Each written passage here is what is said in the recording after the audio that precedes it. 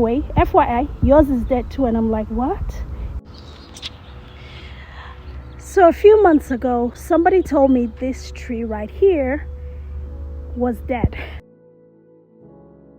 And I say was because at that time, this tree looked like a shadow of itself. It was literally, it looked very miserable actually. Look at the roots of that tree. I mean, and you know, the person who told me my tree was dead is my neighbor across the street. So you see that little tree right there? See that place?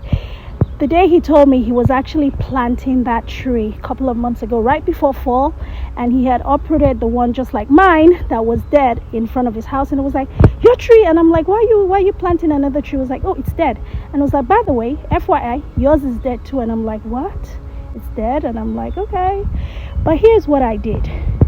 He said this tree was dead, but as soon as I left and I came home, I said, nothing dies around me. Nothing dies around me, because look, I'm of a different tribe, the tribe of the Lion of Judah. I'm of a different bloodline, the bloodline of Jesus Christ. And at that time, I had so many things that were not going well. But I really needed to make sure that this tree, you're not just going to be one more thing that does not go well in my life. So I said, you know what? I'm going to feed this tree communion. So I went inside the house, and the next morning as I was going out on my walk, just like I do every day, I fed it communion. I prayed over it. I said, nothing dies around me. I said, the Bible says, it is written, a tree that has been cut off and dead, but at the scent of water. Hey, yeah. That is what the Bible says. So I spoke the word, because in the beginning was the word. The word was God, was with God, and the word was God. So I spoke God into this tree, saying nothing dies around me. I gave it communion, and I literally left it.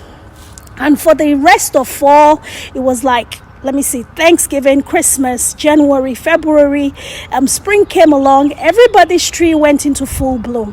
And of course, my neighbor's tree that was at the time a little thing there, but now it's growing. And I'm like, damn it, you know, this guy said this tree was dead. You this tree and you're really looking dead. Like, what is your problem?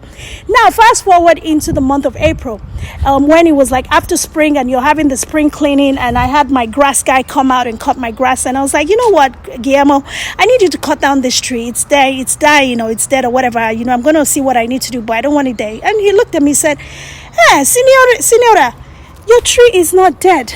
And on that day, it didn't have any of these leaves on it. It didn't have any flowers, nothing. It just had little buds like this. This was all that was on there coming out.